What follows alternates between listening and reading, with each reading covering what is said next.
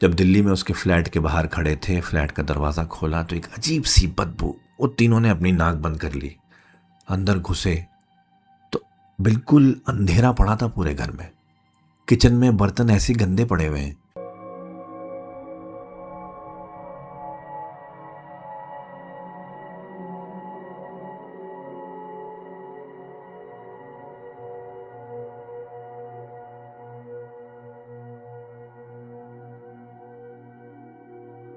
आज के इस दौर में रिलेशनशिप से ज्यादा सिचुएशनशिप पर लोगों का ध्यान है, क्योंकि आजकल शायद इस जनरेशन, जो अभी वाली जनरेशन है, इनके पास ऑप्शन हर चीज का बहुत ज्यादा है।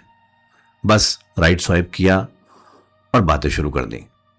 शायद दिन में एक से ज्यादा राइट स्वाइप किए, मैच किए और बातें शुरू कर दी, और जिसके साथ वाइब मैच हुई उसके साथ फिर आगे सोचना शुरू किया। और इससे पहले कि ये समझ पाएं कि जिस सिचुएशनशिप में वो लोग हैं या जिसके तरफ वो बढ़ रहे हैं उसमें से निकलना कैसे होगा, इतने में कुछ लोग शायद इसी सिचुएशनशिप के ट्रैप में फंस जाते हैं। आज की कहानी हमें सुनाई है विधि ने। ये घटना उनके जुड़वा भाई विक्रम के साथ हुई थी 2022 में। इससे पहले कि मैं कहानी शुरू करूं, आप सबसे एक दरखास्त है, एक इल्तिजा है कि इस कहानी को सुनने के बाद किसी के भी कैरेक्टर को जज ना करें, ना विक्रम के और ना ही उस लड़की के जिसका विक्रम की जिंदगी में बहुत बड़ा इंपॉर्टेंट रोल रहा है। तो शुरू करते हैं आज की कहानी। 2022 में विक्रम के फोन में तकरीबन 3 डेटिंग ऐप थी, और वो लेजी या काम के सिलसिले में जो बिजी रहता था, उसके चलते कभी कभी खाली टाइम में डेटिंग ऐप्स यूज कर लिया करता था। विक्रम एक छोटी एड एजेंसी में काम करता था जो कि ओखला में दिल्ली में होती थी, और साकेत के इलाके में वो एक फ्लैट में रहता था जिसमें उसका एक फ्लैटमेट भी था, अमन, जो उसका अपना कमरा था और विक्रम का अपना। विक्रम एक छोटा सा इंस्टाग्राम पेज भी चला रहा था जिसमें वो आए दिन व्लॉगिंग वगैरह के वीडियोस डाला करता था। उसको धीरे धीरे धीरे बढ़ाने की कोशिश थी और उसका आइडिया था कि इवेंचुअली आगे जाके शायद इसी को करियर बनाएगा। विक्रम इन डेटिंग ऐप्स पे काफ़ी वक्त से था। कुछ मैचेस भी होते थे, कुछ लोगों से बात भी होती थी, अनटिल वन डे उसका मैच हुआ अदिति के साथ। अदिति के साथ मैच होते ही उसने एक चीज़ी सी पिकअप लाइन भेजी जो शायद वो हर किसी को भेजा करता था, और उसमें से कुछ लोगों का रिप्लाई आता था, कुछ का नहीं आता था, लेकिन अदिति ने रिप्लाई किया। अदिति विक्रम से कुछ साल बड़ी थी। विक्रम उस वक्त कुछ 24 साल का रहा होगा और अदिति उस वक्त 27-28 की थी।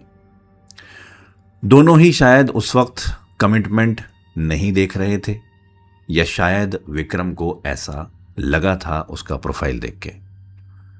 अदिति ने रिप्लाई किया, तुम्हें लगता है ये चीज़ी लाइन चलेगी? विक्रम बोला, हाँ कुछ तो चल ही जाती है। तो वहां से एक स्माइली आ गई। अब इस स्माइली का मतलब उसको लगा कि चलिए बात हो सकती है। बातें होने लगी, काफ़ी दिन बातें चली और फिर फाइनली कॉफ़ी पे मिलने का फैसला हुआ। कॉफ़ी डेट पे दोनों मिले हौस खास के एक कैफ़े में। विक्रम थोड़ा जल्दी पहुंच गया था उस कैफ़े में, शायद एक्साइटेड था, बहुत वक्त बाद किसी लड़की से मिल रहा था डेटिंग ऐप के थ्रू। अदिति थोड़े वक्त बाद आई। उस नवंबर की हल्की सी दिल्ली की ठंड में उसने एक अच्छी सी जैकेट पहन रखी थी, जीन्स पहन रखी थी, बूट्स थे और बड़ी वेल ड्रेस थी। और जब वो एंटर हुई तो जैसे विक्रम का दिल धक से रह गया।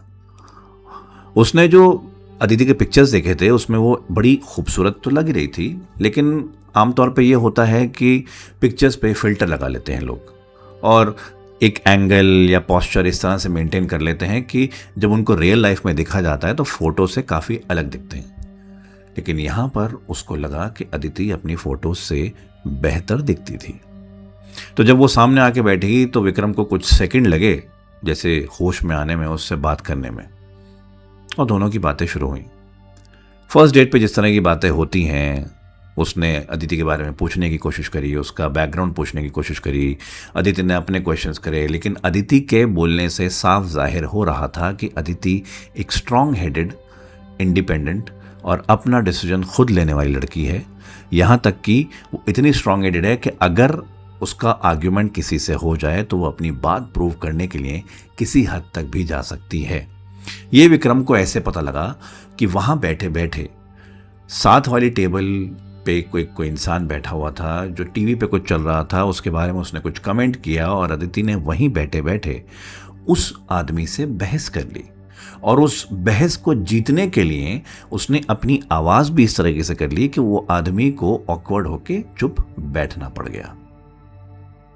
लेकिन विक्रम को ये सब देख के उस वक्त तो बड़ा अच्छा लग रहा था, लेकिन विक्रम ये नहीं जानता था कि वो धीरे धीरे कहाँ फंस रहा है। दोनों में बातचीत शुरू हुई। अदिति ने पहले विक्रम के एक्स के बारे में पूछा। विक्रम ने बताया कि हाँ, उसका एक रिलेशनशिप था कॉलेज टाइम से, जो अब तकरीबन 2 साल पहले उसका ब्रेकअप हो गया। उस वक्त वो सीरियस रिलेशनशिप था, लेकिन 2020 में के एंड में जाकर कहीं वो ब्रेकअप हो गया और इसीलिए वो डेटिंग ऐप पे लड़कियों से मैच कर रहा है, मिलने की कोशिश कर रहा है। जब विक्रम ने अदिति के एक्स के बारे में पूछा तो उसने बड़े सार्केस्टिक वे में, उसने बड़े तंजिया अंदाज में बताया, हाँ था एक, मुझसे बड़ा था, काफ़ी मैरिड था, या यूं कहूँ ये बाद में पता लगा कि वो मैरिड था।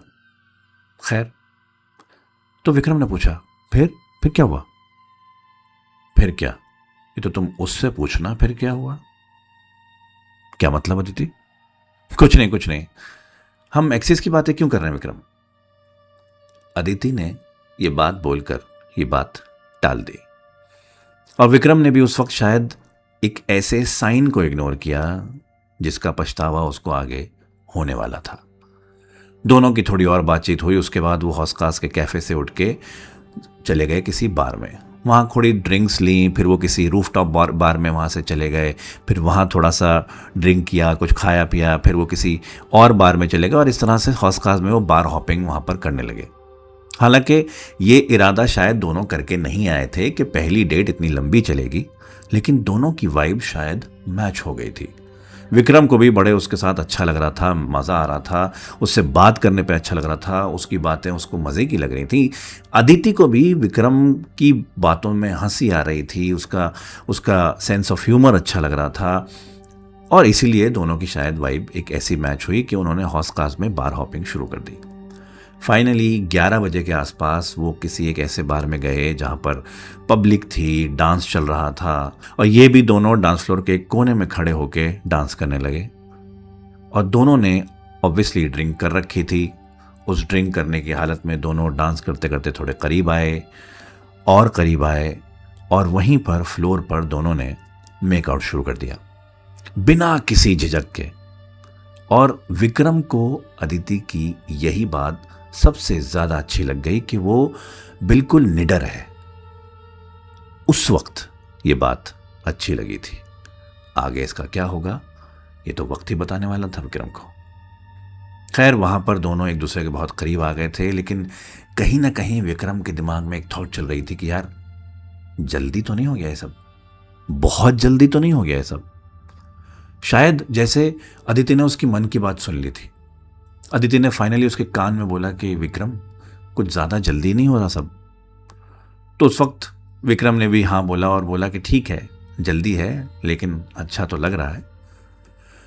उस वक्त विक्रम ने एक शरीफ इंसान के, एक जेंटलमैन की तरह उसको रात को 12 बजे के आसपास कैब कराई और उसकी लाइव लोकेशन ली और उसको कैब से घर भेज दिया। कैब उस इलाके से निकली ही थी कि एकदम से अदिति का उसके पास मैसेज आ गया। दैट वॉज फन विक्रम, तुम थोड़े शैतान लगते हो बट आई लाइक इट। ये मैसेज पढ़ के वो बच्चे की तरह स्माइल करता हुआ, उछल कूद करता हुआ अपने घर गया वहाँ से। और उस मैसेज को बार बार देखते हुए एक बच्चे की तरह, खुश बच्चे की तरह स्माइल करते करते उसको नींद आ गई। उसको लग रहा था कि फाइनली बड़े दिन बाद उसको एक अच्छी डेट, अच्छा टाइम मिला है, लड़की भी खूबसूरत मिली है। खैर, सुबह उठा उसी ख्याल में कि yesterday was a great day, it was a good date of course. Vikram को नहीं पता था वो किस माया जाल में फंस रहा है। उस दिन के बाद से उनकी मुलाकातें थोड़ी और फ्रीक्वेंट हो गई, जल्दी मिलने लगे, एक दूसरे के साथ ज़्यादा टाइम बिताने लगे। अदिति उसके घर भी आने लगी, कभी मूवी देखने के लिए, कभी सिर्फ खाना खाने के लिए, कभी उसके साथ टाइम बिताने के लिए, और कभी कभी वो विक्रम के साथ रात भी बिताया करती थी उसके घर में। इनके रिलेशनशिप को, जो कि विक्रम के हिसाब से एक सिचुएशनशिप थी, तकरीबन 3-3.5 महीने हो चुके थे।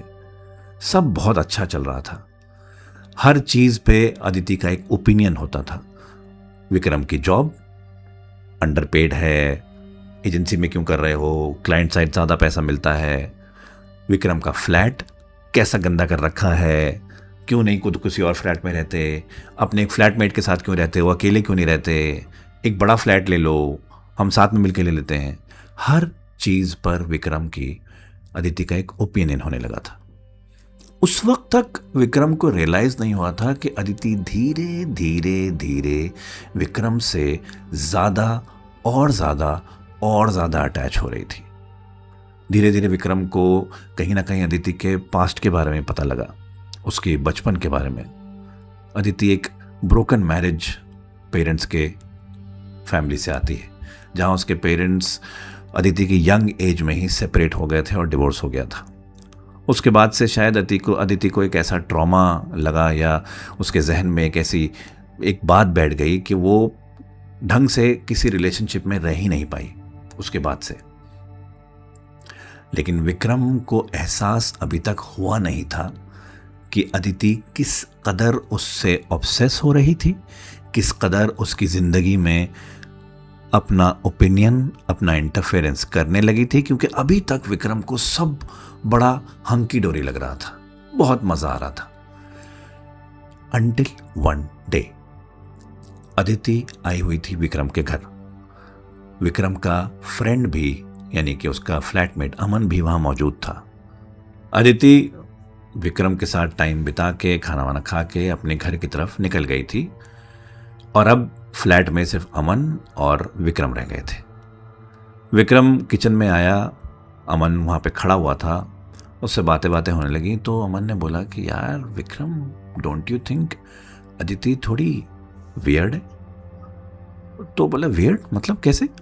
यार जब तू खाने के बाद वॉशरूम गया था ना, तो वो पानी लेने के लिए किचन में आई थी, I was in the kitchen, और मुझसे पूछती कि ट्यूसडे को विक्रम कहाँ था। मैन, मैं कोई रिलेशनशिप एक्सपर्ट नहीं हूँ, लेकिन ये दिस इज़ नॉट कूल यार। वो फ्लैटमेट से क्यों पूछ रही है कि वो उसका बॉयफ्रेंड कहाँ था? तेरे से क्यों नहीं पूछती? यार अमन, यू नो, वो आजकल मेरे से हर बार पूछती है। Every day she ask me where am I, what am I doing. अगर मैं उसको मैसेज करने में थोड़ा लेट कर दूँ तो पूछती है कहाँ बिजी थे। अगर मेरा फ़ोन बिजी आ रहा हो, मैं किसी क्लाइंट के साथ कॉल पे हूँ, किसी कुलीग के साथ कॉल पे हूँ, तो मुझे पूछती है कि तुम्हारा फ़ोन क्यों बिजी आ रहा था। हालांकि वो एक बार से ज़्यादा नहीं पूछती, लेकिन शी आस्क एवरीथिंग। मैंने गुड मॉर्निंग का जवाब क्यों नहीं दिया, मैं गुड नाइट कह के क्यों नहीं सोया। गुड मॉर्निंग का मैसेज मेरे उठने से पहले आ जाता है, गुड नाइट का मैसेज मैं सो जाता हूँ उसके बाद भी बहुत सारे आते रहते हैं। I don't understand. मुझे लगा शायद ये टेम्परेरी है, वक्त के साथ ठीक हो जाएगा, लेकिन now that you are saying, I also feel this is weird. वो पहली बार था जब विक्रम ने अदिति के ऑब्सेसिव बिहेवियर को नोट किया था, और शायद ये शुरुआत थी एक ऐसी चीज की जो इवेंचुअली इन दोनों के बीच एक दरार लाने वाली थी। क्योंकि उस दिन के बाद से विक्रम नोट करने लगा कि अदिति किस हद तक चीज़ों में इंटरफेयर कर रही है। तब उसको एहसास हुआ कि अदिति उसके खाने के टाइम से लेकर, उसके ऑफिस जाने के टाइम से लेकर, उसके ऑफिस से आने के टाइम से लेकर, उसके हर चीज़ में इंटरफेयर करना शुरू कर चुकी है। और अगर विक्रम रिप्लाई करने में, या अगर विक्रम उसको वो चीज़ का आंसर देने में थोड़ा भी हिचकिचाता है, तो फिर उनकी फाइट होना लाजमी है। ये चीज़ विक्रम को अब अनकंफर्टेबल करने लगी थी, क्योंकि विक्रम इस चीज़ के लिए डेटिंग ऐप पे नहीं आया था। उसको लग रहा था कि अदिति उससे बड़ी है तो ज़्यादा मैच्योर होगी और इन सब बातों को समझेगी, लेकिन यहाँ तो उल्टा हो रहा था। वो ज़्यादा मैच्योर हो रहा था और ये ज़्यादा ऑब्सेस हो रही थी। और हद तो जब हो गई जब एक दिन अदिति घर आई हुई थी विक्रम के, और दोनों बैठ के बातें कर रहे थे। उसके बाद किसी वजह से विक्रम उठा, दीवार पे कुछ उसके अलमीरा में कुछ रखा हुआ था उसको उठाने, और उसकी नज़र पड़ी अदिति के लैपटॉप पे जो अदिति के लैप पे रखा हुआ था, और वो जो ब्राउज़र के टैब्स होते हैं वो एक एक करके क्लोज कर रही थी। उन टैब्स में एक टैब था जिसमें इंस्टाग्राम खुला हुआ था। इंस्टाग्राम में खुली हुई थी विक्रम की प्रोफाइल। विक्रम की प्रोफाइल में खुला हुआ था अब से तकरीबन 2.5 साल पुराना एक पिक्चर जो विक्रम ने अपनी एक्स के साथ खींची थी सेल्फी और अपने इंस्टाग्राम पे पोस्ट करी थी। 2.5 साल पुरानी। ये देखकर विक्रम थोड़ा सा अटपटाया। शायद अदिति को रियलाइज़ हुआ कि वो पीछे खड़ा होकर उसको देख चेक कर रहा है, तो वो क्लोज करने गई तो एकदम से विक्रम ने उसको रोक दिया। एक मिनट, ये क्या है अदिति?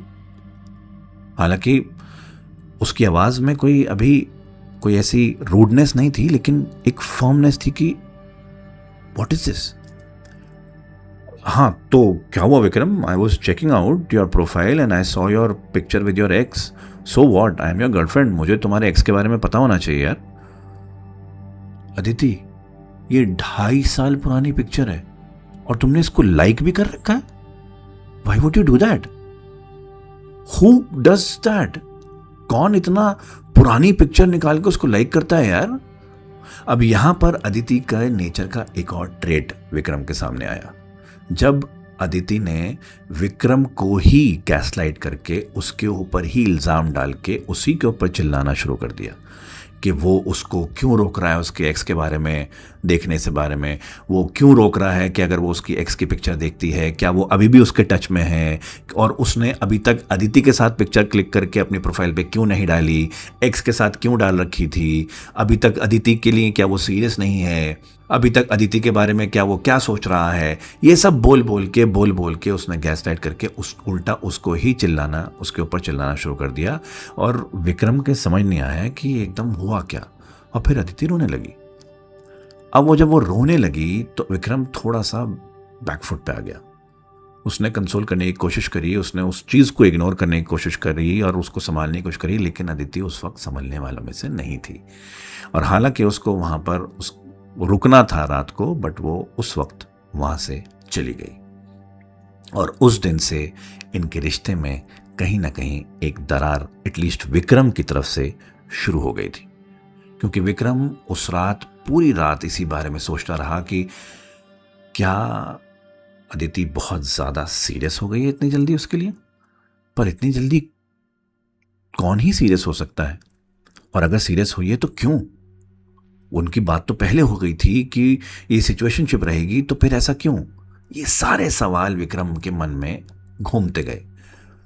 और अगले दिन उसने एक गलती कर दी। उसने अदिति को मैसेज कर दिया, Aditi, I think we need some time, we need some space. Aditi ने फौरन रिप्लाई किया, स्पेस मतलब you are not interested anymore? इसका मतलब तुम अब मेरे साथ नहीं रहना चाहते, ब्रेकअप कर रहे हो? उसने भी रिप्लाई किया, ब्रेकअप कुछ नहीं है, एक्चुअली मैं अपने काम के सिलसिले में कैलकाटा जा रहा हूँ 2 दिन बाद, और मेरा वहाँ पर 1 हफ्ता 10 दिन का टाइम लग सकता है, बिकॉज बहुत सारी चीज़ें कंपनी की सेटल करनी हैं, कुछ इवेंट्स भी हैं, कुछ चीज़ें हैं, और मुझे टाइम लगेगा। और आई एम लीडिंग एवरीथिंग वहाँ पर, तो मुझे टाइम लग सकता है, और इस दौरान मैं अपने रिलेशनशिप विद यू के बारे में सोचना चाहता हूँ। जब वापस आऊँगा तब बैठ के बात करेंगे ना। अदिति ने उस वक्त ज़्यादा कुछ नहीं बोला, सिर्फ ओके करके छोड़ दिया। हालांकि विक्रम समझ गया था कि ये ओके एक्चुअली ओके नहीं है। खैर, उस वक्त विक्रम ने ये सब इग्नोर करके अपनी जाने की तैयारियां भी शुरू कर दी थी। अगले दिन विक्रम को जाना था, तकरीबन शाम के 5 बजे के आसपास की फ्लाइट थी। उससे एक रात पहले तकरीबन 2 बजे अदिति का लंबा चौड़ा मैसेज विक्रम के पास आता है, बहुत लंबा। उसमें वो बताती है कि कैसे वो विक्रम को पसंद करने लगी है, कैसे वो विक्रम के साथ अपना फ्यूचर देखती है, कैसे वो विक्रम की हर एक बात में इंटरेस्ट लेना चाहती है, कैसे वो विक्रम की पूरी लाइफ समझना चाहती है, कैसे वो विक्रम का पास्ट, प्रेजेंट, फ्यूचर सब में प्रेजेंट रहना चाहती है, सब में साथ रहना चाहती है। इसलिए वो उसका पास्ट भी जानना चाहती थी, इसलिए वो प्रेजेंट में है और आगे के लिए भी सोच रही है। बहुत सारी चीज़ें उसने उसमें लिखी। कहीं ना कहीं ये मैसेज उसको ये दर्शा रहा था विक्रम को, या ये बोलने की कोशिश कर रहा था कि Vikram should agree for a relationship with Aditi if he is not yet thought about it. तो उसको सोच लेना चाहिए कि अब वो अदिति के साथ रिलेशनशिप में है, सिर्फ सिचुएशनशिप में नहीं। और कहीं ना कहीं ये मैसेज ये भी दर्शा रहा था कि अब अदिति इतनी सीरियस हो चुकी है कि विक्रम को छोड़ेगी नहीं, लिटरली भी और किसी और तरीके से भी। विक्रम ने मैसेज पढ़ा और थोड़ा अजीब लगा उसको। उसने रिप्लाई किया, अदिति मेरे लिए अभी रिलेशनशिप वगैरह I don't think I can get into it, but हमारा शुरू से बात हुई थी कि ये एक सिचुएशनशिप होगी। मुझे नहीं पता था कि तुम कमिटमेंट में इतना सीरियस हो जाओगी। मैं कोलकाता से आता हूँ तब बात करते हैं, अभी right now I can't talk about it at all and this is not what I wanted from a relationship और अ सिचुएशनशिप। बस ये कहना था और शायद अदिति के अंदर कुछ ट्रिगर हो गया था। वो कलकत्ता चला तो गया, लेकिन उसके बाद से थोड़ा डिस्टेंस उसने अदिति के साथ बना लिया था। डिस्टेंस इस तरीके से कि अदिति के अगर दिन में 15-20 मैसेज आ रहे हैं तो वो एक का रिप्लाई करता था। अगर अदिति के 8-10 कॉल्स आ रहे हैं तो वो सिर्फ एक उठाया करता था, या कभी कभी वो भी नहीं। वो काम में भी बिजी था थोड़ा, और वहाँ पर कुलीग्स के साथ भी टाइम बिता रहा था, और अपनी लाइफ भी सॉर्ट कर रहा था, अपना करियर भी सॉर्ट कर रहा था। उसको अपने काम में मज़ा आता था, वो अपने काम में बहुत ज़्यादा मशगूल हो गया था, इसलिए शायद वो अदिति का फ़ोन नहीं उठाता। लेकिन एक वजह ये भी थी कि वो बिना कुछ कहे भी अदिति को ये दर्शाना चाहता था कि we have to maintain some distance. वो चाहता था कि उसको डायरेक्टली अदिति को बोल के हर्ट ना करना पड़े और अदिति खुद समझ जाए। लेकिन वो ये नहीं जानता था कि अदिति शायद इसका कुछ और ही मतलब निकाल रही है। विक्रम ने वो मैसेज कर तो दिया था और उसके बाद वो कोलकाता के लिए निकल भी गया। कोलकाता जाके भी उसने अदिति को इन्फॉर्म नहीं किया कि वो पहुंच गया है, और कोलकाता में रहते वक्त भी उसने अदिति से थोड़ा डिस्टेंस ही बना के रखा। डिस्टेंस ऐसे कि अगर अदिति दिन में 15-20 मैसेज कर रही है तो वो शायद एक का रिप्लाई कर देगा। अगर अदिति दिन में 10 कॉल कर रही है तो वो शायद एक उठाएगा, और कभी कभी वो भी नहीं। उसने धीरे धीरे डिस्टेंस बढ़ाना शुरू कर दिया था, और अदिति उसको बहुत ज़्यादा कॉल्स मैसेज करके बात करने की कोशिश कर रही थी। लेकिन जैसे जैसे वक्त बीता, अदिति के कॉल्स और मैसेज धीरे धीरे कम होने लगे। विक्रम को लगा कि शायद अदिति अब समझ रही है कि विक्रम का इशारा किस तरफ है, इस इग्नोर करने के पीछे क्या रीज़न है। लेकिन विक्रम ये नहीं जानता था कि ये किस तरफ और किस मोड़ उसकी ज़िंदगी उसको लेके जाएगी। कोलकाता में उसको वैसे तो 1 हफ्ता के लिए रहना था, लेकिन काम की वजह से और जो वो नया प्रोजेक्ट को लीड कर रहा था इवेंट्स की वजह से उसको 10-12 दिन लग गए थे वहाँ पर। फाइनली 10-12 दिन बाद वो अपने घर वापस आ गया दिल्ली। अपने फ्लैट में घुसा, बैग वैग रखा, और अपनी जुड़वा बहन विधि को वहीं अपने काउच पे बैठ के उसने फ़ोन किया। वैसे तो वो विधि से बहुत फ्रीक्वेंटली बात किया करता था, क्योंकि दोनों जुड़वा हैं तो कहीं ना कहीं उनका बॉन्ड और उनका कनेक्शन बहुत स्ट्रांग है। लेकिन पिछले कुछ वक्त से उसकी बात थोड़ी उससे विधि से भी कम हो गई थी, क्योंकि वो इस वक्त अपने करियर, अपने काम पे फोकस करना चाहता था, और पिछले कुछ टाइम से शायद वो अदिति की वजह से भी डिस्ट्रैक्ट रहा, इसलिए वो उससे विधि से ढंग से बात नहीं कर पाया।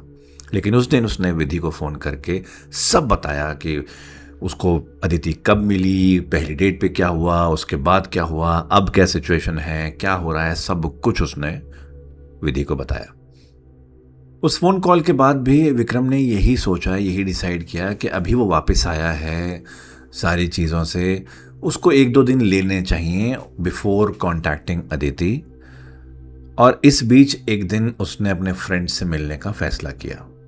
फ्रेंड्स को बुलाया उसने, क्योंकि वो चाहता था कि जो उसका इंस्टाग्राम पेज, व्लॉगिंग पेज, वो बिल्कुल ढीला पड़ा है, बिल्कुल अभी उसमें बहुत टाइम से कोई पोस्ट नहीं हुई है, उसको रिवाइव करे और अपनी जो उसकी ऑडियंस धीरे धीरे बननी शुरू हुई थी उसको भी रिवाइव करे। तो उसने अपने फ्रेंड्स को बुलाया, बोला कि कंटेंट बनाएंगे, बहुत दिन हो गए, लेट्स मीट अप। और वो लोग हौस खास में मिले।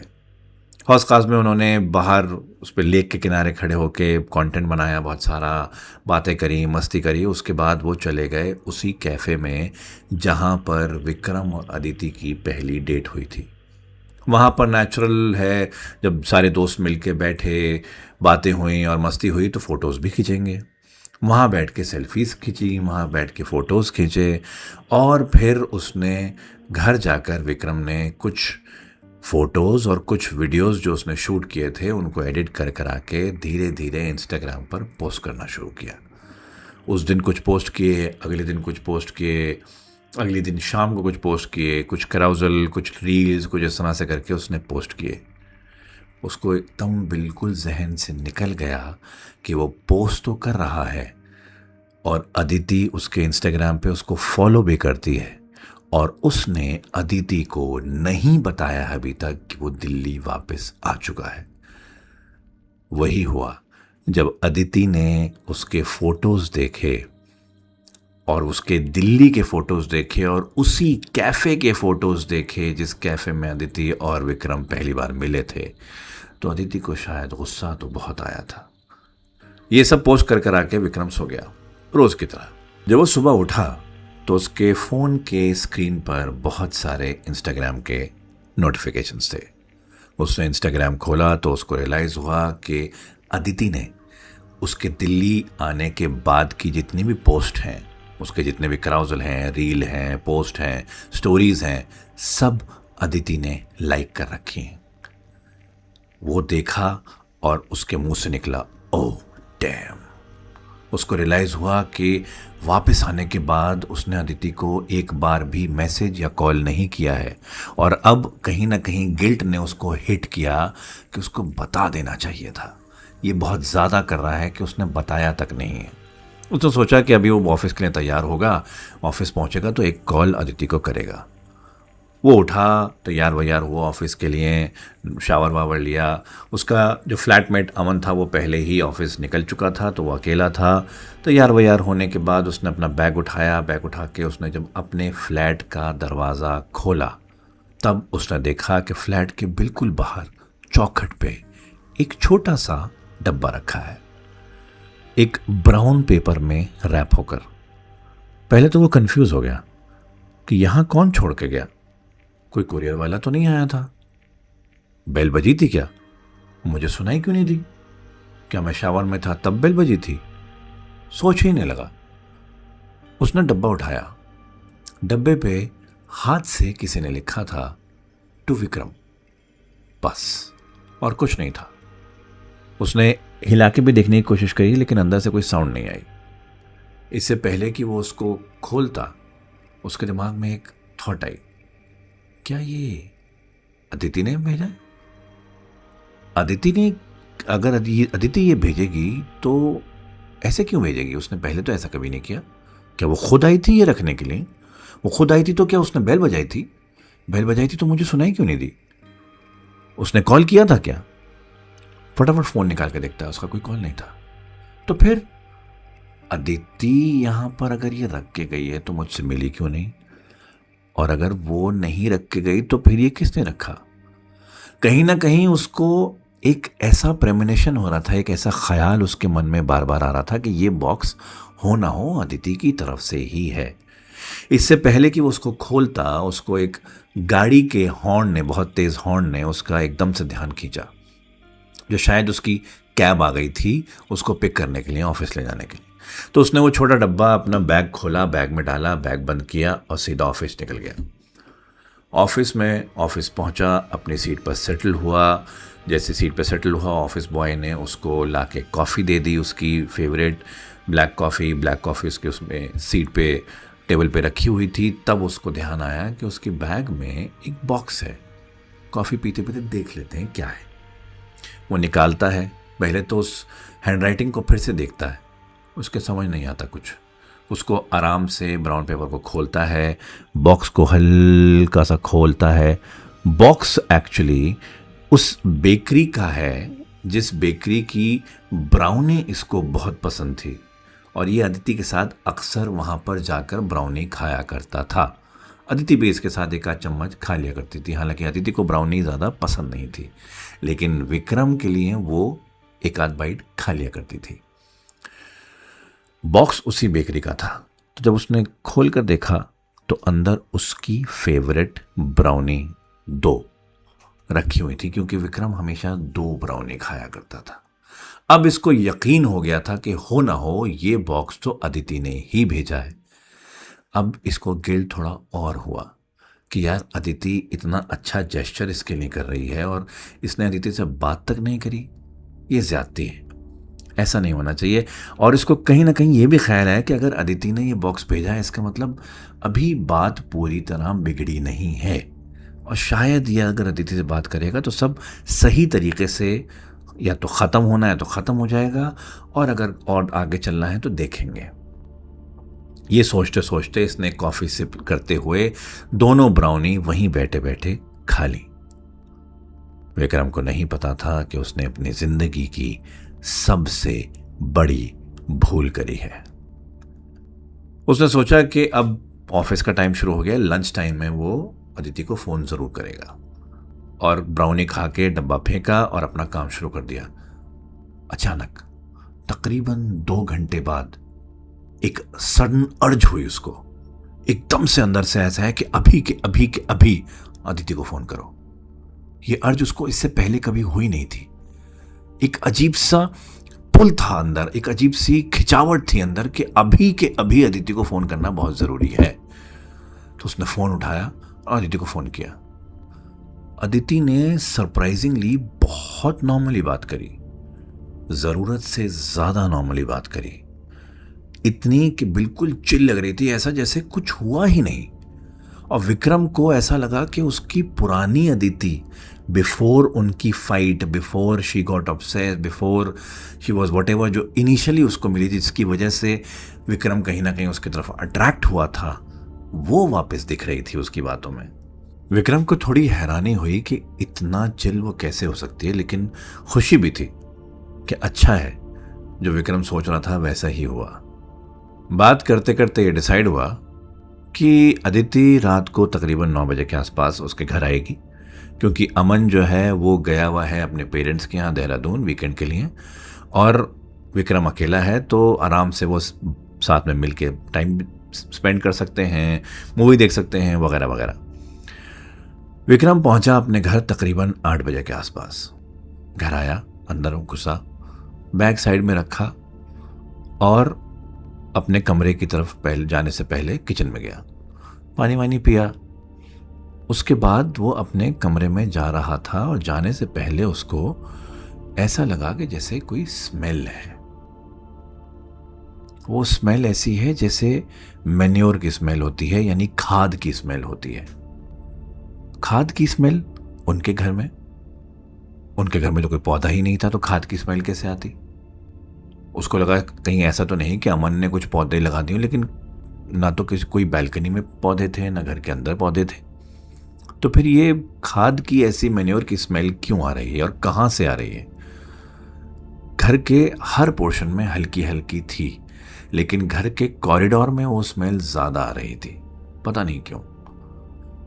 खैर वो अपने कमरे में जाने के लिए जैसे बढ़ा तो कॉरिडोर की हमेशा एक लाइट, एक बल्ब जलता रहता है।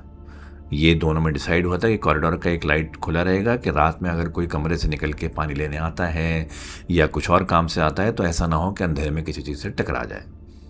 लाइट जल रही थी, पीछे एक बल्ब जल रहा है कॉरिडोर का। वो आगे बढ़ा अपने कमरे की तरफ, और जब पीछे कोई लाइट जलती है और आप ऐसे खड़े हों तो आपकी शैडो आपके आगे पड़ती है, तो आप अपनी शैडो देख सकते हैं।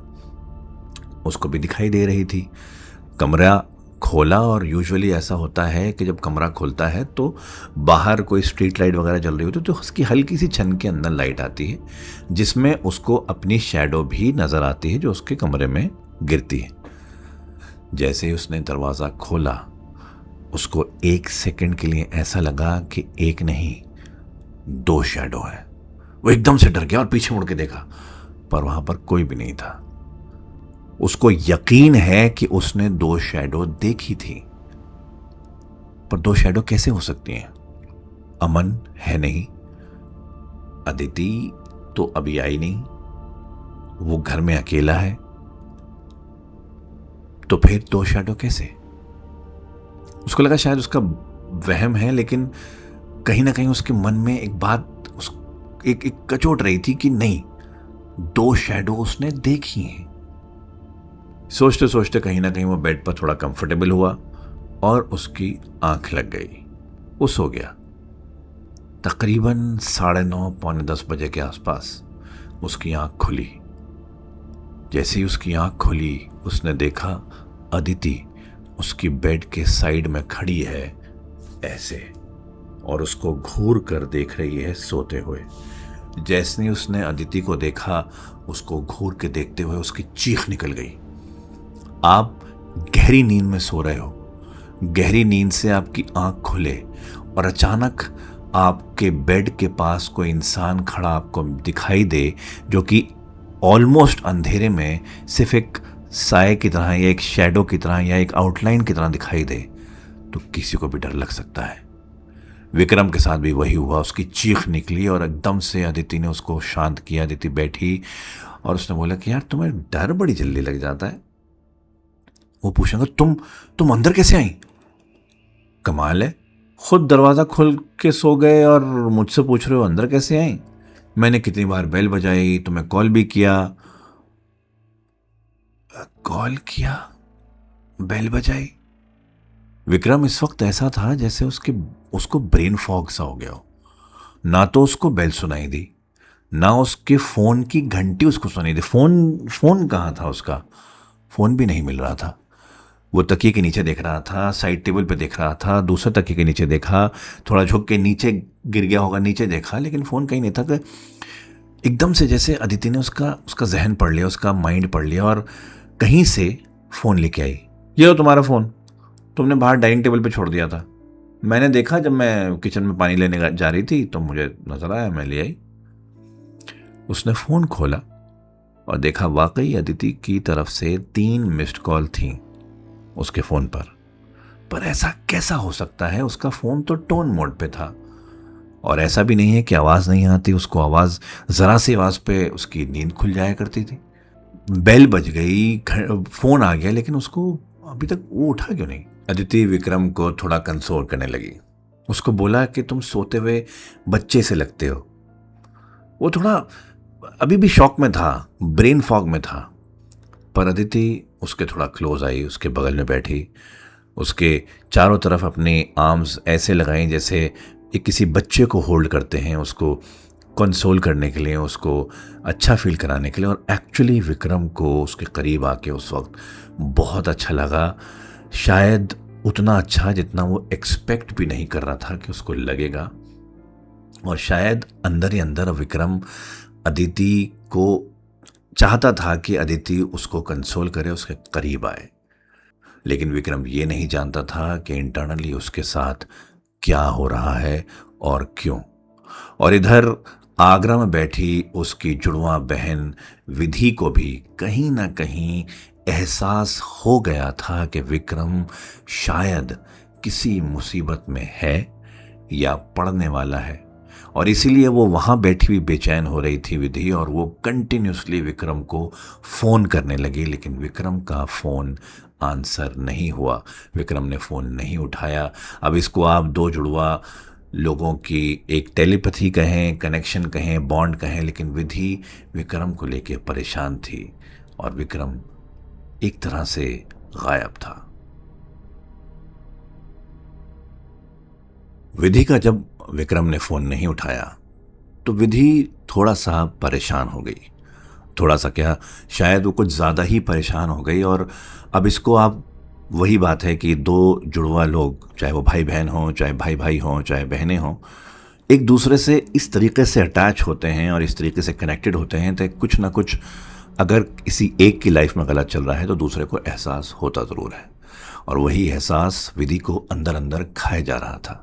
इतना कि उस रात, जिस रात विक्रम ने विधि का फ़ोन नहीं उठाया, कंटिन्यूसली विधि के फ़ोन करने के बावजूद, जो कि बहुत रेयरली कभी होता था, विधि इतना परेशान हो गई कि रात भर वो बेचैन रही।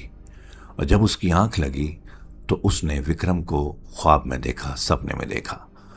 उसने देखा कि विधि और विक्रम 7-8 साल के हैं और अपने वही पुश्तैनी घर में हैं और वहाँ खेल रहे हैं कि अचानक ऐसा लगा कि कोई उनकी तरफ बढ़ रहा है जिससे बच के भागना है। तो विधि भागी, साथ में विक्रम भी भागा, लेकिन विक्रम अचानक से बीच में रुक गया। विधि आगे भागती गई, वो रुकी और पीछे मुड़ के विक्रम को देखा तो विक्रम बिल्कुल सीधा खड़ा है और सर नीचे कर रखा है। उसने चिल्लाया, विक्रम चल, विक्रम चल, लेकिन विक्रम नहीं चला। विधि भाग के विक्रम के पास आई तो देखा कि उसके पैर किसी चीज़ से जकड़े हुए हैं, बंधे हुए हैं, और उसका मुंह बिल्कुल नीचे है, जैसे उसका अपने थॉट्स पर कंट्रोल ही नहीं है। वो उसको पुकारती रही, वो उसको बुलाती रही, लेकिन विक्रम जैसे बिल्कुल पत्थर की तरह खड़ा रहा। जब विधि ने गौर से देखा कि उसके पैर किस चीज़ से बंधे हुए हैं, जकड़े हुए हैं, तो देखा कि 2 सांप, जो कभी सांप लग रहे हैं कभी रस्सी लग रहे हैं, उसके पैरों को जकड़े हुए हैं। अक्सर ख्वाबों में एक टेंडेंसी होती है, आपके ख्वाब आपको ज़्यादातर ऐसी जगहों पर ट्रांसफॉर्म कर देते हैं या ट्रांसफ़र कर देते हैं जहाँ पर जो वैसे रियल ज़िंदगी में वो वर्ल्ड शायद पॉसिबल ना हो। लेकिन कई ख्वाब एक ऐसी इंटरप्रिटेशन दे के जाते हैं कि अगर आप उसको समझ पाएँ तो आप समझ सकेंगे कि ज़िंदगी में क्या गलत और क्या सही होने वाला है। शायद यही एहसास विधि को उस ख्वाब के बाद हुआ था जिसमें विक्रम सीधा खड़ा था, सांप ने उसके पैर लपेट रखे थे, और इससे पहले कि वो विक्रम को वहाँ से निकाल पाती, एकदम घबरा के विधि की आंख खुल गई थी। विधि उस वक्त उसके बाद सो नहीं पाई और यही सोचती रही कि विक्रम फ़ोन क्यों नहीं उठा रहा है, क्योंकि रोज़ कम से कम एक मैसेज तो दोनों में एक्सचेंज होता ही था, चाहे फ़ोन पे बात 2-3 दिन बाद हो, लेकिन मैसेज ज़रूर एक्सचेंज होता था। और विक्रम बिल्कुल ऐसे एकदम मिसिंग इन एक्शन हो गया था, ना उसका फ़ोन उठा रहा था, ना उसके मैसेज का रिप्लाई कर रहा था। विधि सुबह सुबह ख्वाब की वजह से घबरा के उठी, क्योंकि उसको ऐसा एहसास हो रहा था कि उसका भाई विक्रम शायद किसी मुसीबत में है। लेकिन अक्सर हम ऐसी थॉट्स जब पहली बार आते हैं तो उनको श्रग ऑफ करके इग्नोर कर देते हैं। विधि ने भी शायद वही किया, लेकिन उधर विक्रम के साथ जो हो रहा था वो शायद विक्रम को खुद को एहसास नहीं था कि उसके साथ क्या हो रहा है। विक्रम को अब अपने घर में, अपने आसपास एक एहसास सा होने लगा था। जब जब वो घर आता, ऑफिस का बैग रखता, तो उसको ऐसा लगता कि उसके पीछे कोई उससे बिल्कुल अटैच होके चल रहा है। जब वो पीछे मुड़ के देखता तो कोई भी नहीं था। ये उस दिन से शुरू हुआ था जब वो घर आया था, उसने 2 शैडोज़ अपने कमरे में देखी थी। उस दिन के बाद से इसको बार बार, कई बार, कभी 2 शैडो दिखी, कभी किसी का विस्पर बीच पीछे से आया, कभी ऐसा लगा कि पीछे कोई चल रहा है, कभी कुछ। और सबसे बड़ी बात यह थी कि विक्रम को कई बार ऐसा लगता था कि पीछे से कोई विस्पर करके इसके कान में इसको चीज़ें करने के लिए बोल रहा है। कई बार ऐसा होता था कि विधि का कॉल आ रहा है, विक्रम हाथ बढ़ा रहा है उसका कॉल उठाने के लिए, लेकिन पीछे से कोई आवाज़ एक ऐसी कान में आ रही है जिसको वो इग्नोर नहीं कर सकता। वो आवाज़ उससे कह रही है, तू फ़ोन नहीं उठाएगा, तू फ़ोन नहीं उठाएगा। और फिर जैसे विक्रम चाहकर भी फ़ोन नहीं उठा पाता और हाथ खींच लेता है, और फिर उसी स्थिति में आ जाता है जिसमें विक्रम जैसे एक पत्थर सा बन गया है, एक ऐसा पत्थर जो वही करेगा जो उससे बोला जाएगा। कभी कभी उसको लगता है कि ये सारी थॉट्स उसके दिमाग में है, पर दिमाग में क्यों आ रही हैं।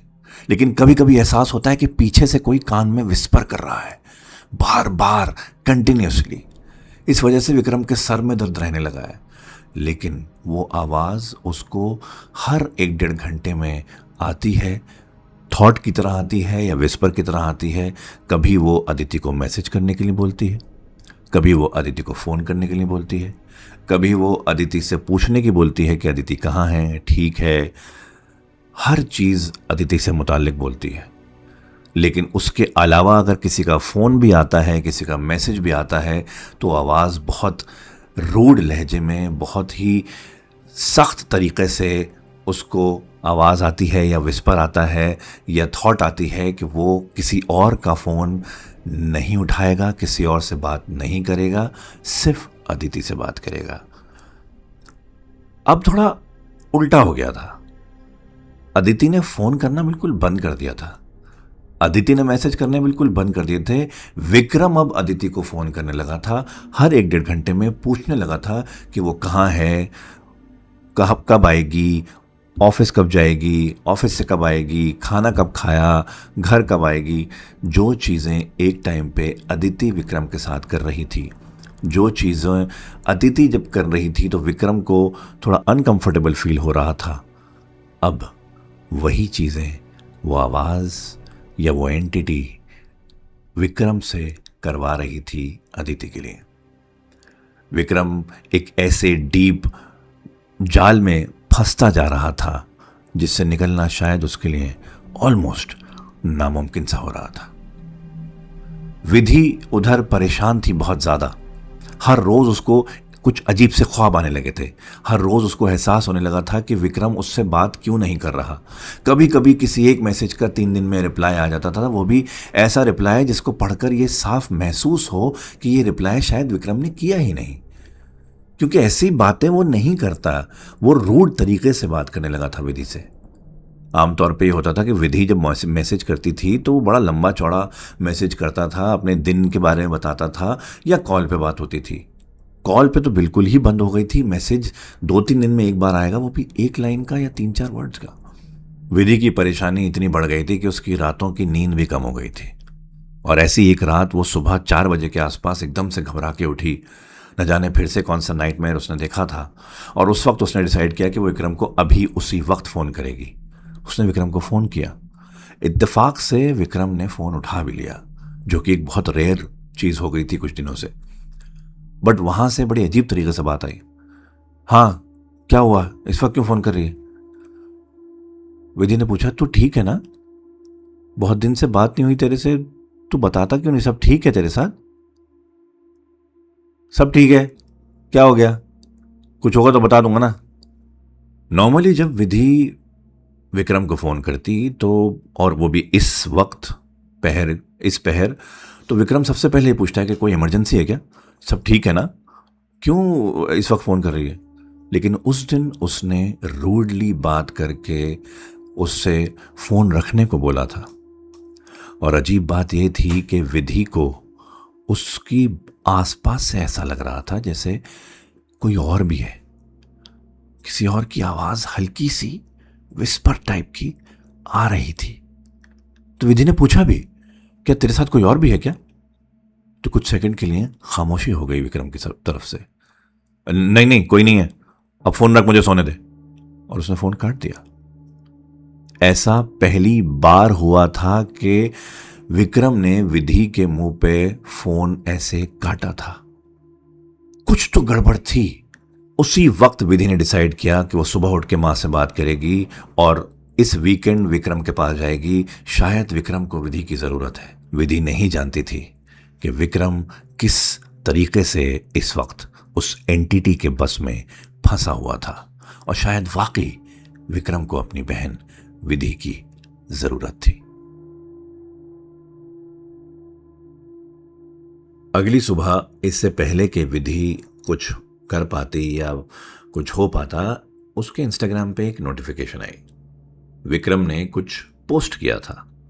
वो फौरन नोटिफिकेशन खोल के देखा तो विक्रम ने 2-3 पिक्चर्स पोस्ट करी थी ऐसी, जिसको देखकर विधि बहुत हैरान हुई और उसकी आंखें फटी रह गईं। उसने ये देखा कि विक्रम ने किसी एक लड़की के साथ, जिसका पहले उसने फ़ोटो नहीं देखा था विधि ने, कुछ फ़ोटोज़ पोस्ट करी हैं, जिसमें एक फ़ोटो में दोनों शराब पी रहे हैं, एक फ़ोटो में दोनों के हाथ में सिगरेट है, वो पी रहे हैं, एक फ़ोटो में तो दोनों किस कर रहे हैं, और वो फ़ोटो भी पोस्ट की गई है।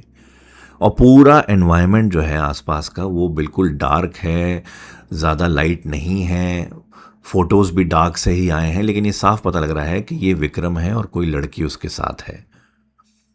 विधि बहुत परेशान हो गई देखकर। ऐसा ऐसा वो कभी पोस्ट नहीं करता था, वो भी एक नई ऐसी लड़की के साथ जिसको विधि नहीं जानती, जिसके बारे में नहीं जानती कुछ नहीं। ऐसा कैसे? सबसे पहला ख्याल विधि को यह आया कि अगर मम्मी पापा ने ये देख लिया तो उनको क्या लगेगा। लेकिन ये लोग, उसके पेरेंट्स इंस्टाग्राम पे नहीं थे, फेसबुक पे थे, तो फ़ौरन वो फेसबुक पे गई ये देखने के लिए कहीं फेसबुक पे पोस्ट तो नहीं कर दी। थैंकफुली फेसबुक पे पोस्ट नहीं हुई थी।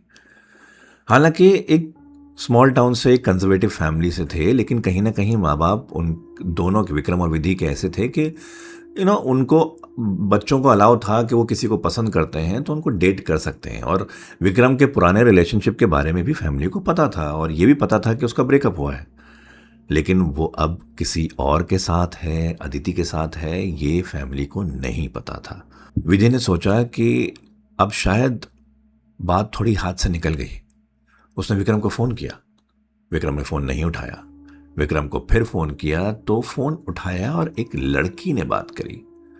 लड़की ने छूटते ही बोला, क्या बार बार फ़ोन करती रहती हो तुम? विक्रम एक एडल्ट है, अपना डिसीजंस खुद ले सकता है, अपने काम खुद कर सकता है। ये क्या ज़्यादा भाई बहन का प्यार है तुम में कि रोज़ फ़ोन करो, रोज़ मैसेज करो? विधि एकदम से टेकन अबैक हो गई। विक्रम का फ़ोन कोई लड़की उठा रही है और वो भी इस तरीके से बात कर रही है? ऐसा विक्रम अलाउ कैसे कर रहा है? सिर्फ विधि इतना बोली, मुझे मेरे भाई से बात करनी है, मुझे विक्रम से बात करा दो।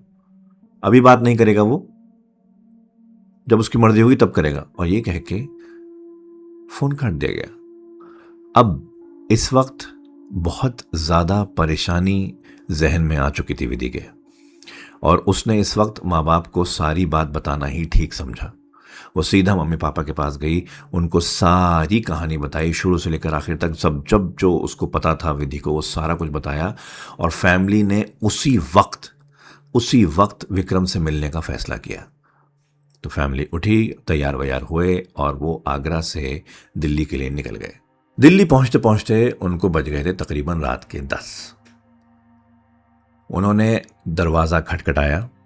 अब इस वक्त विक्रम फ्लैट में अकेला है, पेरेंट्स के और विधि के हिसाब से, क्योंकि अमन गया हुआ है अपने पेरेंट्स के पास देहरादून।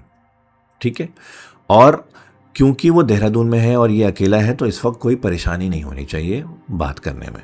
क्योंकि रास्ते में से जब विधि ने अमन को फ़ोन किया था ये पूछने के लिए कि विक्रम ठीक है क्या है, तब अमन ने बताया था कि विक्रम अभी कुछ वक्त पहले ही किसी लड़की से मिला है और वो लड़की के लिए कुछ ज़्यादा ही ऑब्सेस सा हो गया है, हर वक्त उसके बारे में सोचता रहता है, हर वक्त उसी के बारे में बातें करता रहता है, कुछ और बात करना चाहो तो वो भी नहीं करता है। बस इतनी बात बताई थी और विधि के मन में अजीब अजीब ख्याल आने लगे थे। इसलिए जब फैमिली वहाँ पहुँची तो जल्दी से खटखटाया गया ताकि विक्रम दरवाज़ा खोले और वो देखें, उससे मिले। जब विक्रम ने दरवाज़ा खोला तो विक्रम अपनी पूरी फैमिली को वहाँ देख के बहुत ज़्यादा शॉक में आ गया था। विक्रम एकदम से उठ हुआ कि पूरी की पूरी फैमिली यहाँ पे कैसे यार, क्यों?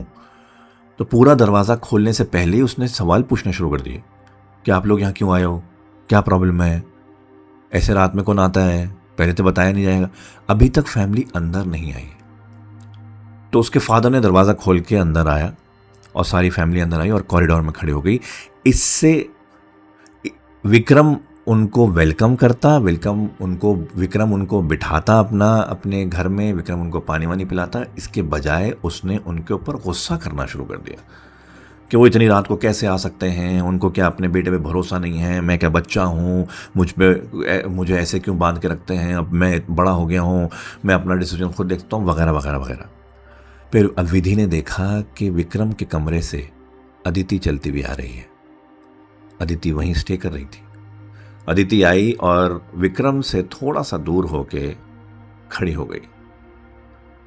उस वक्त विधि ने और विक्रम के फादर ने अदिति को जाने के लिए बोला। उन्होंने बोला कि ये फैमिली मैटर है, हम विक्रम से अकेले में बात करना चाहते हैं, आप घर चले जाओ।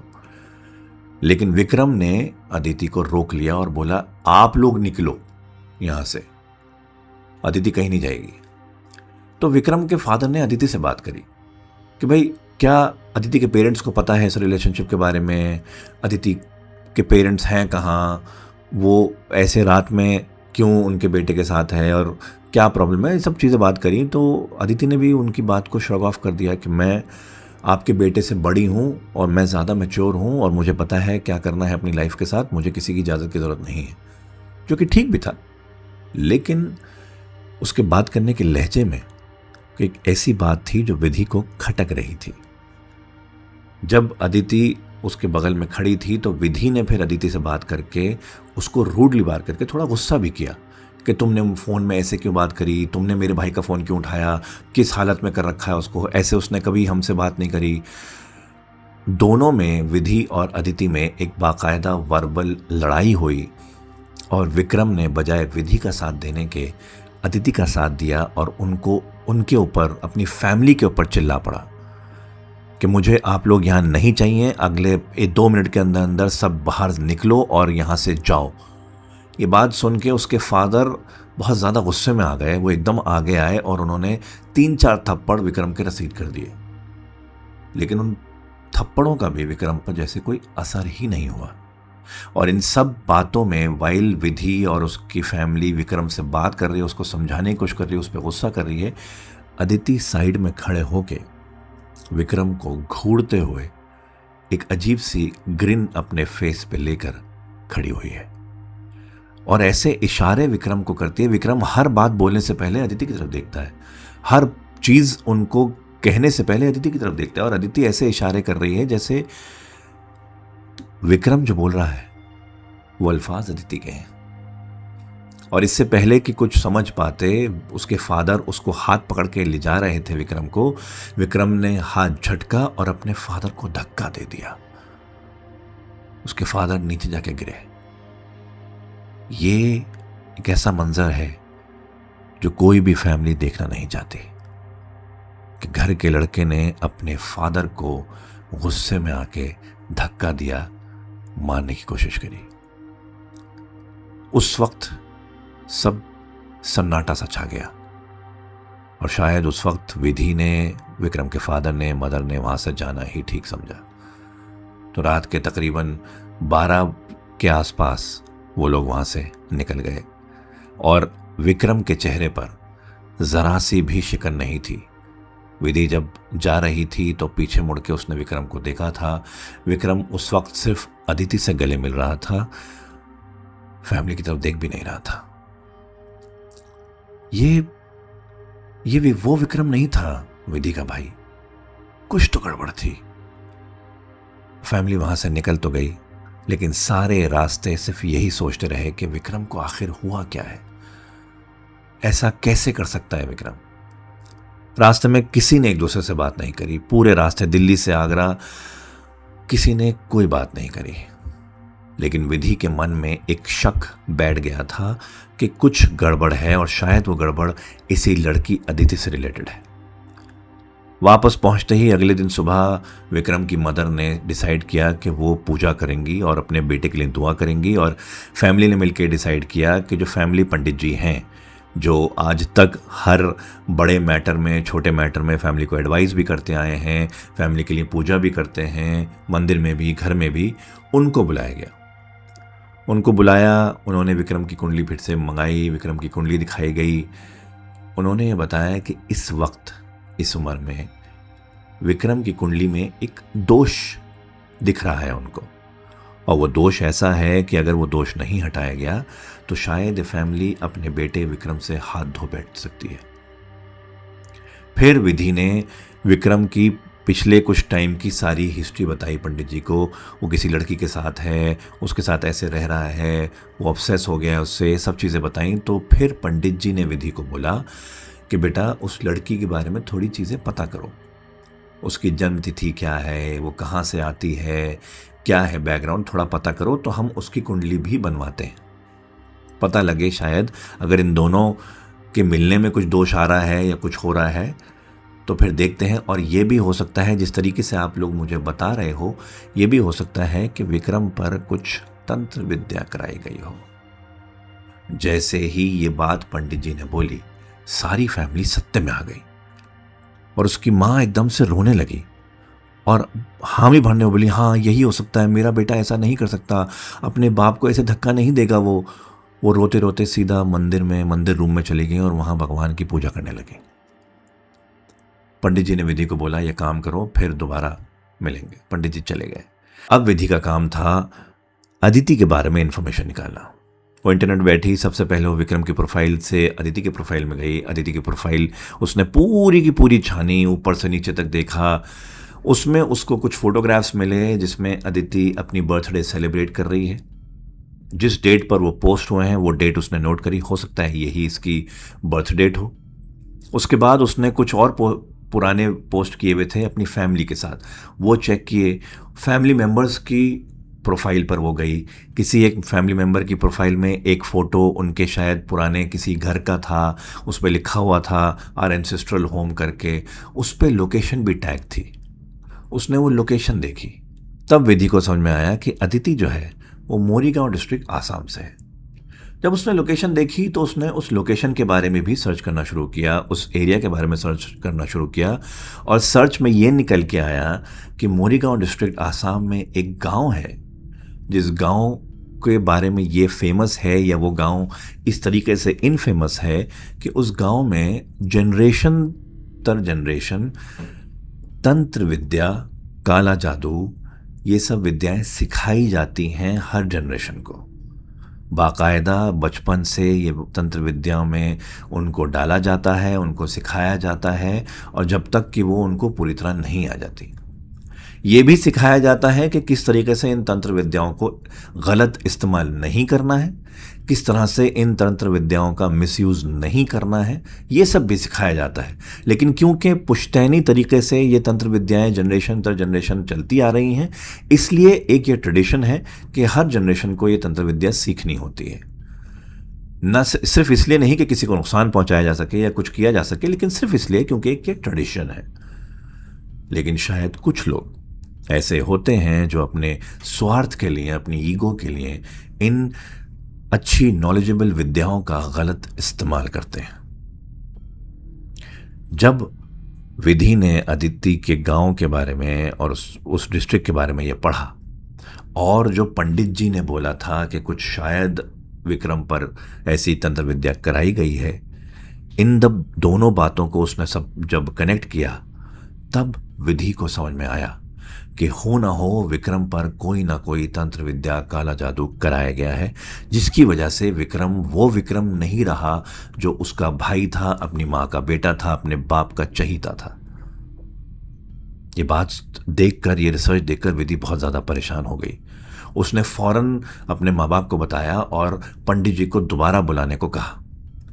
अगले दिन पंडित जी फिर आए और उनको विधि ने सारी बातें बताई कि कहाँ से है, क्या उसकी जन्मतिथि है। फिर पंडित जी ने कुछ टाइम लगा के अदिति की कुंडली बनाई उसकी जन्मतिथि के हिसाब से, और फिर पंडित जी ने बताया सिर्फ इतना कि जितना जल्दी हो सके आप अपने बच्चे को वहाँ से निकाल लो, क्योंकि मेरे हिसाब से जो मुझे दिख रहा है विक्रम ठीक नहीं है। ये बात सुनकर पूरी फैमिली परेशान हो गई थी, और क्योंकि उनको अब कहीं ना कहीं समझ में आ रहा था कि ये वो विक्रम नहीं है जो उनका चहीता था, इसीलिए फैमिली ने डिसाइड किया कि वो विक्रम को लेने या देखने जाएंगे। इससे पहले कि वो लोग निकल पाते विक्रम को लेने के लिए, अमन का फ़ोन आता है विधि के पास। अमन फ़ोन करके अजीब तरीके से बातें कर रहा है, यार विधि मेरे से नहीं हो रहा, मैं ये फ्लैट छोड़ के जा रहा हूँ क्योंकि मैं नहीं बर्दाश्त कर सकता। क्या हुआ अमन, क्यों ऐसी क्यों बातें कर रहे हो? विधि यार ये विक्रम को क्या हो गया है, अजीब हरकतें करने लगा है। जब भी अदिति आती है दोनों एक दूसरे के सामने बैठ जाते हैं, घंटों एक दूसरे को देखते रहते हैं, बातें नहीं करते। अदिति के अलावा इसके पास कोई बात नहीं है करने को। घर मैस कर दिया है इसने, अजीब सी बदबू आने लगी इसके कमरे में से, इसके कपड़ों में से, इसमें से। मैं ऐसे नहीं रह सकता, और जब अदिति के ही साथ इसको रहना है तो मैं क्या करूँगा इस मकान में।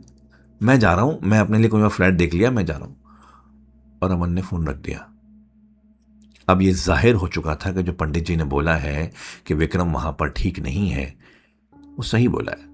विक्रम को लाने से पहले पंडित जी ने ये बोला कि एक पूजा वो एक तरीका बताएंगे, वो पूजा करके यहाँ से निकलें सारे के सारे फैमिली मेम्बर्स, क्योंकि जिस जगह वो जा रहे हैं या विक्रम को जब लेने जाएंगे तो हो सकता है उस जगह पर भी ऐसे कुछ तंत्र विद्या या असर हो, और उससे बचने के लिए इस फैमिली को ये पूजा करके जानी ज़रूरी है।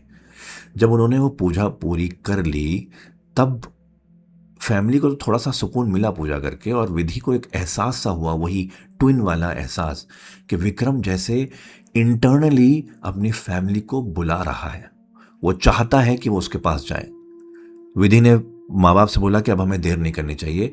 पूजा ख़त्म हुई, लोग तैयार हुए और सीधा विक्रम को लेने दिल्ली पहुँचे। जब दिल्ली में उसके फ्लैट के बाहर खड़े थे, फ्लैट का दरवाज़ा खोला तो एक अजीब सी बदबू जैसी खाद में से आती है। खाद जब बिल्कुल ही सड़ जाती है तब आती है, वैसी बदबू उनको आई। वो तीनों ने अपनी नाक बंद कर ली। अंदर घुसे तो बिल्कुल अंधेरा पड़ा था पूरे घर में। किचन में बर्तन ऐसे गंदे पड़े हुए हैं, शायद मेड ने भी आना बंद कर दिया है। सफाई हुई नहीं है, चारों तरफ चीज़ें बिखरी हुई हैं। फिर विक्रम के रूम में गए। विक्रम बेड पर लेटा हुआ है, लेकिन विक्रम पिछले कुछ ही दिन में ये हालत कैसे हो सकती है उसकी? वो अजीब सा सूख गया था, बिल्कुल जैसे कई दिन से उसने खाना तक नहीं खाया है। कई दिन क्या, शायद कई हफ्तों से खाना नहीं खाया है। डिहाइड्रेटेड था, उसके होंठ पूरे सूख चुके थे। उसकी स्किन ऐसा लग रहा था कि जैसे इसमें से पानी खत्म हो गया है। बहुत परेशान हो गए देख के। उसकी माँ उसकी हालत देख के रोने लगी। उसके पापा की आंखों में भी आंसू आ गए। विधि तो फूट फूट के उसको देख के रोने लगी। उसी वक्त डॉक्टर को बुलाया गया, उसी वक्त एम्बुलेंस को फ़ोन किया गया। डॉक्टर्स आए, उन्होंने इंजेक्शन लगाया, ड्रिप लगाई उसके, और डॉक्टर्स ने बोला कि इसको इसी वक्त हॉस्पिटल में एडमिट करने की ज़रूरत है। ऐसा लग रहा था जैसे उसके अंदर कोई ड्रग है या कोई ऐसी चीज़ है जो उसको ना खाना खाने दे रही है ना पानी पीने दे रही है। जब विधि ने उसको पानी पिलाने की कोशिश करी तो वो एकदम से डर गया और पानी का गिलास फेंक दिया। अजीब सी हालत में था। डॉक्टर्स के इंजेक्शन देने के बाद वो बेहोश सा हो गया था बिल्कुल। विक्रम के फादर ने डिसाइड किया कि जो भी इलाज होगा, जो भी होगा, वो आगरा में होगा, क्योंकि आगरा में उनके जाने वाले डॉक्टर्स भी हैं, उनके हॉस्पिटल में जान पहचान है, सब कुछ है। तो एम्बुलेंस में डाल के उसको आगरा ले गए। अब इस बीच अदिति घर में नहीं थी। जब विधि ने अदिति को फ़ोन भी करा, उसको शायद गुस्सा करने के लिए या अपना रैंट करने के लिए कि उसने उसके भाई का क्या हाल कर दिया है, अदिति का फ़ोन स्विच ऑफ था। खैर, फैमिली विक्रम को लेकर आगरा पहुंच गई। विक्रम का इलाज शुरू हो गया, लेकिन इलाज से ज़्यादा उसको इस वक्त किसी और चीज़ की ज़रूरत थी, क्योंकि वैसे तो वो बेहोश रहता था मेडिकेशन में, लेकिन जैसे उसको होश आता था, अदिति अदिति अदिति कहाँ है, अदिति चाहिए मुझे, अग्रेसिव हो जाता था और सिर्फ अदिति का नाम पुकारता था। ये हालत विक्रम की फैमिली से देखी नहीं जा रही थी। जब पंडित जी को फिर हॉस्पिटल बुलाया गया, पंडित जी ने उसकी हालत देखी। पंडित जी ने कुछ मंत्र पढ़े, कुछ पूजा करी, और फिर पंडित जी ने बोला कि इसका इलाज यहाँ नहीं हो सकता, इसको आपको मेहंदीपुर बालाजी लेके जाना पड़ेगा राजस्थान में, क्योंकि वहीं पर ऐसे विद्वान मौजूद हैं, ऐसे पंडित मौजूद हैं जो काला जादू, तंत्र विद्या का उतार करते हैं। क्योंकि ये काम जो भी जिसने भी किया है वो बहुत शक्तिशाली है, और वो इतनी आसानी से सिर्फ छोटी मोटी पूजा करके नहीं जाएगा। एक तरीक़े से पूजा होती है उतार की, बहुत इंटेंस पूरा प्रोसेस होता है उसका, और इसीलिए एक ऐसी जगह पर जाना ज़रूरी है जहाँ इसके एक्सपर्ट्स मौजूद हों। तो फैमिली ने डिसाइड किया कि अगले ही दिन वो हॉस्पिटल से निकाल के उसको मेहंदीपुर बालाजी लेके जाएंगे। अब उसका डिहाइड्रेशन थोड़ा कम हो गया था, लेकिन उसका अग्रेशन जो था वो बरकरार था। हालांकि विक्रम वहाँ जाना ही नहीं चाहता था। विक्रम रेजिस्ट कर रहा था, फिर से अग्रेसिव हो जाता था जैसे ही बोला जाता था कि हम वहाँ लेके जा रहे हैं, लेकिन उस वक्त उसका वहाँ जाना बहुत ज़रूरी था। इसलिए डॉक्टर्स से बोल के उसको मेडिकेशन का इंजेक्शन दिया गया और उसको फिर मेहंदीपुर बालाजी लेके गए। जब वो मेहंदीपुर बालाजी पहुँच गए, अंदर मंदिर में दाखिल हो गए, और वहाँ के जो बड़े पंडित जी थे, जो इसके एक्सपर्ट थे, वो आए। उन्होंने जब विक्रम को देखा तो विक्रम एकदम से उनकी तरफ देख के अग्रेसिव होने की कोशिश करी और उन्होंने सिर्फ उसके सर पे हाथ रखा, ऐसे ऐसे यहाँ पर माथे पे और सर पे, और कुछ पड़ने लगे और एकदम विक्रम जो है वो बेहोश सा हो गया। फिर वो क्रिया शुरू हुई उसके उतार की, बहुत इंटेंस, बहुत लंबी क्रिया हुई। विक्रम वहीं बेहोशी की हालत में बैठा सा रहा और जैसे ही वो विद्या खत्म होने वाली थी, विक्रम को उल्टी सी आने लगी और वहीं पर उसने थोड़ी ही पास में उल्टी करी। जब उसने उल्टी करी तो उसमें बालों का गुच्छा, एक अजीब सा ब्राउन, ऐसा इस लिक्विड, जो लिक्विड भी है लेकिन उसके अंदर कुछ अजीब से सॉलिड्स भी हैं, ब्राउन कलर का, वो निकला। और वो निकलते ही, बालों का गुच्छा वो सब निकलते ही विक्रम बिल्कुल जैसे निढाल सा हो गया। उसको उठा के चारपाई पर लिटाया गया। पंडित जी अपनी क्रिया पूरी करते रहे।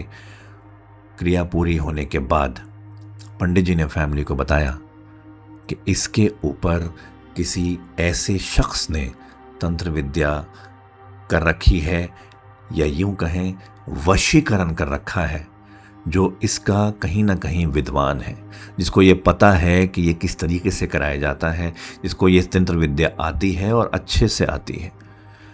और अभी भी ये पूरी तरह बाहर नहीं है। अब ये क्रिया हो गई है, लेकिन एक बार क्रिया से काम नहीं चलेगा, इसकी बार बार क्रिया करनी पड़ेगी, क्योंकि अभी विक्रम का मन जो है, उसका माइंड जो है, उसका जहन जो है, वो अभी ठीक होना ही नहीं चाहता। वो अभी ये चाहता है कि वो अदिति के पास जाए। अभी भी बीच बीच में उठकर वो अदिति का नाम लेगा। हो सकता है कि वो थोड़ा सा अग्रेसिव भी हो, लेकिन आप लोगों को संभालना पड़ेगा उसको। अगर चाहें तो उसको उस वक्त बेड पर बांध कर जो मैं मंत्र दे रहा हूँ ये पढ़ें और उसको पानी पिलाएं, जो उसी मंत्र को पानी पर फूंक कर उसको पानी पिलाएं, तब वो जाकर ठीक होगा। लेकिन ये जो क्रिया आज हमने यहाँ पर करी है, ये हर महीने कई महीनों तक आपको लाकर यहाँ पर करवानी पड़ेगी, जब तक कि विक्रम का जहन एक तरफ से दूसरी तरफ ना आ जाए। फैमिली बहुत परेशान थी, लेकिन इस वक्त ये इसके अलावा कोई चारा भी नहीं था। जब विक्रम को होश आया तो वो पहले से बेहतर था। पूछ रहा था कि तुम सब, मैं यहाँ, जैसे उसको कुछ पता ही नहीं था कि उसके साथ पिछले 1-1.5 दिन में क्या हुआ है। वो दिल्ली से आगरा, आगरा से मेहंदीपुर बालाजी कैसे पहुंचा, उसको बिल्कुल भी एहसास नहीं था। लेकिन अब इस वक्त विक्रम की आंखों में थोड़ा थोड़ा विधि को अपना भाई पुराना नजर आ रहा था। विधि ने उसको संभाला, चल भाई घर चलते हैं। घर गए, उसकी देखभाल शुरू हुई, बार बार हर महीने वो विधि हुई, तब जाकर विक्रम ठीक हुआ। और उस टाइम तक फैमिली ने ये डिसाइड किया था कि विक्रम आगरा छोड़कर नहीं जाएगा, विक्रम कहीं नहीं जाएगा, वो आगरा में फैमिली के साथ ही रहेगा।